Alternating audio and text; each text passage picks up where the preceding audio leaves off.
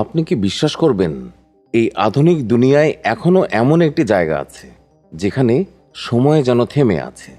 Mobile network নেই, market নেই, police নেই, এমনকি হাসপাতালও নেই, তবুও মানুষ বেঁচে আছে। প্রশান্ত মহাসাগরের মাঝখানে, হাজার হাজার কিলোমিটার দূরে, সভ্যতার সমস্ত চিহ্ন থেকে বিচ্ছিন্ন এক গোপন দ্বীপ। এমন এক দ্বীপ যেখানে কোনো বিমান অবতরণ করতে পারে না, কোনো ক্রুজ জাহাজ থামে না, এমনকি গুগল ম্যাপও এই জায়গাটিকে সঠিকভাবে শনাক্ত করতে পারে না। তবুও এই দ্বীপে প্রায় 50 জন মানুষ বাস করে, কোনো শহর বা আধুনিক সুযোগ সুবিধা ছাড়াই। তারা প্রতিদিন প্রকৃতির সাথে লড়াই করে বেঁচে আছে। দ্বীপটির নাম পিটক্যার্ন দ্বীপ। কিন্তু প্রশ্ন হলো, মানুষ এখানে কিভাবে এলো? কেন তারা শত শত বছর ধরে বাকি পৃথিবী থেকে নিজেদেরকে লুকিয়ে রেখেছিল? আর এই ছোট্ট সম্প্রদায়টি আজও কিভাবে টিকে আছে? সবই জানবেন আজকের ভিডিওতে। আজকের ভিডিওতে আমরা প্রবেশ করব মানব ইতিহাসের এক গোপন অধ্যায়ে, এমন এক দ্বীপে যেখানে প্রতিটি দিন এক রহস্য এবং প্রতিটি মানুষই এক একটি জীবন্ত গল্প। ভিডিওটি শেষ পর্যন্ত অবশ্যই দেখবেন, কারণ শেষের তথ্যগুলো আপনার পৃথিবী দেখার দৃষ্টিভঙ্গি বদলে দিতে পারে। তাহলে চলুন শুরু করি।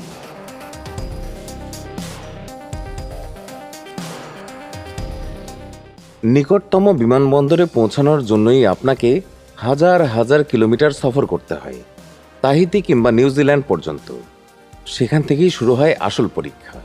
একটি ধীর গতির সরবরাহকারী জাহাজে চড়তে হয়, যা দিনের পর দিন প্রশান্ত মহাসাগরের বুক চিরে এগিয়ে যায়।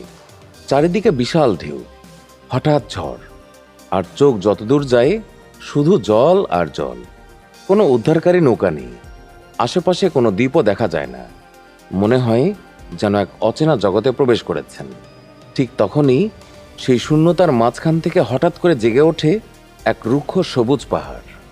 সমুদ্র থেকে উঠে আসা পাথরের দেয়ালের মতো খাড়া পাহাড়, মানুষের স্পর্শ না পাওয়া ঘন জঙ্গল, আর এতটাই স্বচ্ছ জল যে নিচে কি আছে সব কিছু স্পষ্ট দেখা যায়। দ্বীপটির কাছে পৌঁছাতেই এমন মনে হয় যেন পৃথিবী এত দিন ধরে এই জায়গাটির কথা ভুলেই গিয়েছিল। বেশিরভাগ পর্যটক এখানে আসার সাহসই করেন না। এখানে কোনো রিসোর্ট নেই, কোনো ট্যুর গাইড নেই, এমনকি একটা ঠিকঠাক জেটিও নেই। দ্বীপের বাসিন্দারাই ছোট ছোট নৌকায় করে প্রচণ্ড ঢেউয়ের সঙ্গে লড়াই করে পর্যটকদের তীরে পৌঁছে দেন। দ্বীপে পা রাখা মাত্রই একটা বিষয় স্পষ্ট হয়ে যায়, যে আপনি আর আধুনিক বিশ্বে নেই। পিটক্যার্ন দ্বীপে মোটামুটি 50 জনের মতো মানুষ বাস করে। পুরো দ্বীপে মাত্র কয়েক ডজন জীবন। এমন একটি ছোট সমাজ যেখানে সবাই সবাইকে চেনে, অতীত জানে, বর্তমান জানে। এখানে কোনো সুপার মার্কেট নেই, কোনো হাসপাতাল নেই, এমনকি কোনো পুলিশ স্টেশনও নেই। আছে শুধু একটি স্কুল, একটি গির্জা, একটি ছোট ডাকঘর এবং একটি মুদি দোকান, যা সপ্তাহে মাত্র 2 দিন খোলে। তাও যদি ততক্ষণে জিনিসপত্র ফুরিয়ে না যায়। তাহলে প্রশ্ন হলো, এই দুর্গম ও প্রায় বিচ্ছিন্ন দ্বীপে মাত্র 50 জন মানুষ কিভাবে টিকে আছে? এর উত্তর লুকিয়ে আছে আত্মনির্ভরশীলতার মধ্যে। পিটক্যার্ন দ্বীপের বেশিরভাগ পরিবার নিজেদের খাবার নিজেরাই উৎপাদন করে। এখানকার উর্বর মাটিতে সহজেই কলা, পেঁপে, কাঁঠাল, কচু এবং মিষ্টি আলু জন্মায়। এছাড়া দ্বীপের প্রায় প্রতিটি পরিবারই মুরগি, ছাগল ও ভেড়া পালন করে। সকাল হতেই পুরুষেরা ছিপ নিয়ে মাছ ধরতে বেরিয়ে পড়ে। তাজা টুনা এবং ওয়াহু মাছই তাদের প্রোটিনের প্রধান উৎস। এই দ্বীপে কোনো প্রাকৃতিক মিষ্টি জলের উৎস নেই, নদীও নেই, ঝর্ণাও নেই। তাই পুরোপুরি বৃষ্টির জলের উপরে নির্ভর থাকতে হয়, যা ট্যাঙ্কে জমিয়ে রাখা হয়। এখানে জলের প্রতিটি ফোঁটাই মূল্যবান। খরার সময় স্নান করাও কঠিন হয়ে পড়ে। জল খুব হিসেব করে খরচ করতে হয়। বিদ্যুৎ আসে সোলার প্যানেল আর ছোট ডিজেল জেনারেটর থেকে। যদি কোনো জেনারেটর নষ্ট হয়ে যায়, তাহলে বাইরে থেকে সাহায্য আসার প্রশ্নই ওঠে না। এখানে কোনো রিপেয়ার শপ নেই, নেই অনলাইন শপিং সুবিধা, নেই এক্সপ্রেস ডেলিভারি। তাই দ্বীপের লোকেরা নিজেরাই সব কিছু ঠিকঠাক করে। অনেক সময় পুরনো যন্ত্রপাতির অংশ দিয়েই আবার নতুন যন্ত্র তৈরি করা হয়। এখানে পুরনো একটি লোহার টুকরোও জীবন রক্ষাকারী হাতিয়ার হয়ে উঠতে পারে। কোনো কিছুই নষ্ট করা হয় না এখানে, সব কিছুই মেরামত করা হয়, যতক্ষণ না সেটি সম্পূর্ণ অকেজো হয়ে যায়। এই দ্বীপে বাস করা প্রত্যেক ব্যক্তিকে একাধিক দায়িত্ব পালন করতে হয়। আজ আপনি কৃষক, তো কাল ইলেকট্রিশিয়ান, কখনো মেকানিক, কখনো রান্নার দায়িত্বে, আবার কখনো ডাক্তার। পিটকেয়ার্নে টিকে থাকা মানে একা নয়, এটি পুরোপুরি একটি সম্মিলিত প্রচেষ্টা। এখানে সবাই একে অপরের উপর নির্ভরশীল। এখানকার যোগাযোগ ব্যবস্থা আধুনিক বিশ্বের মানুষকে অবাক করে দেয়। এখানে কোনো মোবাইল নেটওয়ার্ক নেই, কোনো সেলুলার সার্ভিস নেই। আছে শুধু একটি ধীরগতির ও ব্যয়বহুল স্যাটেলাইট ইন্টারনেট পরিষেবা, যা খারাপ আবহাওয়ায় একেবারেই কাজ করে না। একটি ইমেইল লোড হতেও মিনিটের পর মিনিট লেগে যায়, আর ভিডিও কল তো প্রায় অসম্ভব। মাঝে মাঝে দিনের পর দিন ইন্টারনেট পুরোপুরি বন্ধ থাকে। বহির্বিশ্বের সঙ্গে যোগাযোগের সবচেয়ে নির্ভরযোগ্য মাধ্যম এখনও রেডিও এবং ডাকঘর। একটি ছোট কাঠের ঘর, যেখানে কয়েক মাস পর পর কয়েকটি চিঠি আসে। সেই একই সরবরাহকারী জাহাজে করে আসে খাদ্য, ঔষধ এবং জ্বালানি। যদি কোনো কারণে সরবরাহকারী জাহাজটি সময় মতো এসে না পৌঁছায়, ঝড়, যান্ত্রিক ত্রুটি কিংবা আর্থিক সমস্যার কারণে, তখন যেন পুরো দ্বীপটি থেমে যায়। এত সীমাবদ্ধতার মাঝেও পিটকেয়ার্নের মানুষেরা একে অপরের খুব কাছাকাছি, অবিশ্বাস্যভাবে পরিশ্রমী এবং তাদের এই ছোট্ট দ্বীপটি নিয়ে অত্যন্ত গর্বিত। কিন্তু আসল প্রশ্ন হলো, এই দ্বীপে মানুষ কিভাবে এলো? তারা এই দ্বীপটিকে কিভাবে খুঁজে বের করলো? তো গল্পটি শুরু হয় 1789 সালে ব্রিটিশ জাহাজ HMS বাউন্টির ডেকে। দীর্ঘ অত্যাচার ও কঠোর শাসনের বিরুদ্ধে নাবিকেরা বিদ্রোহ শুরু করে। নেতৃত্বে ছিলেন ফ্লেচার ক্রিশ্চিয়ান। এই ঘটনাটি ইতিহাসে মিউটিনি অন দ্য বাউন্টি নামে বিখ্যাত। বিদ্রোহীরা এমন একটি জায়গা খুঁজছিল যেখানে ব্রিটিশ নৌবাহিনী কখনোই পৌঁছতে পারবে না। সেই অনুসন্ধানেই তারা পিটকেয়ার্ন নামক এই দুর্গম আগ্নেয় দ্বীপে এসে পৌঁছায়। তারা কিছু পলিনেশীয় নারী পুরুষকে সঙ্গে নিয়ে এখানে একটি বসতি স্থাপন করে এবং জাহাজটি পুড়িয়ে দেয়।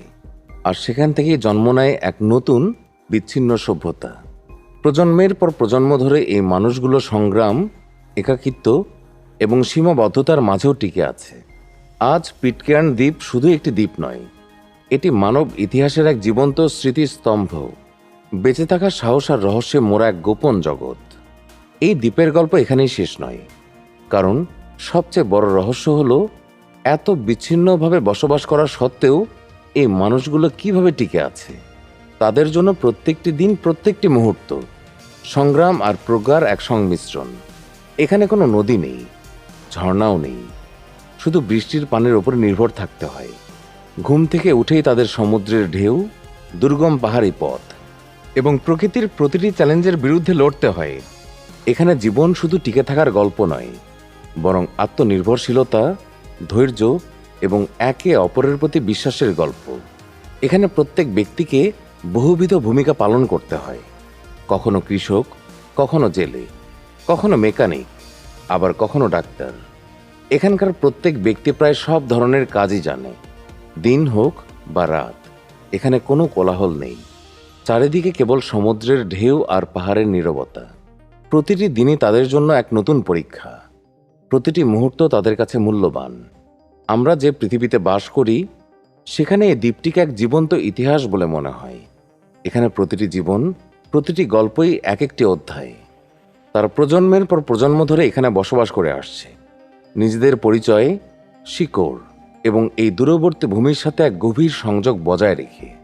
এখানে এলে বোঝা যায় যে মানুষ শুধু টিকে থাকে না, বরং মানসিক শক্তি, উদ্ভাবন এবং একে অপরের প্রতি বিশ্বাসের মাধ্যমে জীবনে অর্থ তৈরি করে। এই দ্বীপটি শুধু একটি স্থান নয়, এটি একটি জীবন্ত কাহিনী যা এখনো অনেক রহস্য লুকিয়ে রেখেছে। এছাড়া আমাদের মনে করিয়ে দেয় যে প্রকৃতির মাঝে মানবতার আসল অর্থ কী। আপনি যদি এই ভিডিওটি শেষ পর্যন্ত দেখে থাকেন, তাহলে এটা ধরে নেওয়া যেতে পারে যে এই দ্বীপের গল্পটি আপনাকে কোথাও না কোথাও ছুঁয়ে গেছে। হয়তো দ্বীপটির নীরবতা, একাকিত্ব অথবা এখানকার মানুষের জীবন ও সংগ্রাম আপনাকে ভাবতে বাধ্য করেছে। এখন নিজেকে একটি প্রশ্ন করুন, আপনি কি এমন একটি জায়গায় নিজেকে মানিয়ে নিতে পারতেন যেখানে প্রতিটি দিনই একটি পরীক্ষার মতো? এই প্রশ্নের উত্তর প্রত্যেকের জন্য ভিন্ন হতে পারে। আপনার উত্তর কি তা আমাদের কমেন্ট করে জানাতে পারেন। হতে পারে আপনার কমেন্ট পড়ার পর অন্য কেউ নতুন করে ভাবতে শুরু করবে। আপনি যদি এমন সত্যিকারের অজানা এবং দুর্গম স্থান সম্পর্কে জানতে পছন্দ করেন, তাহলে এই ভিডিওটিতে একটি লাইক দিয়ে জানিয়ে দিন যে এই যাত্রাটি আপনার জন্য গুরুত্বপূর্ণ ছিল। আর যদি আপনার পরিচিতদের মধ্যে এমন কেউ থাকে যে প্রায় বলে যে সে শহরের কোলাহল ছেড়ে কোথাও হারিয়ে যেতে চায়, তাহলে এই ভিডিওটি তাকে শেয়ার করুন। দেখি সে কি বলে। পৃথিবীতে এখনো এমন অনেক জায়গা আছে যেখানে সময় ধীর চলে আর মানুষের জীবনযাত্রা আমাদের পরিচিত নিয়মকানুন থেকে ভিন্ন। এই ধরনের আরও গল্প জানতে চ্যানেলটি সাবস্ক্রাইব করে আমাদের সাথে যুক্ত থাকুন, কারণ প্রতিটি ভিডিও শুধু তথ্যই নয়, কখনো কখনো এটি একটি যাত্রাও বটে। আর এই যাত্রাকে সম্পূর্ণ করে তোলে আপনার উপস্থিতি। তো বন্ধুরা, আজকের ভিডিওতে এই পর্যন্তই। দেখা হবে আবার নতুন কোনো ভিডিওতে। ততক্ষণ পর্যন্ত সবাই ভালো থাকবেন। ধন্যবাদ।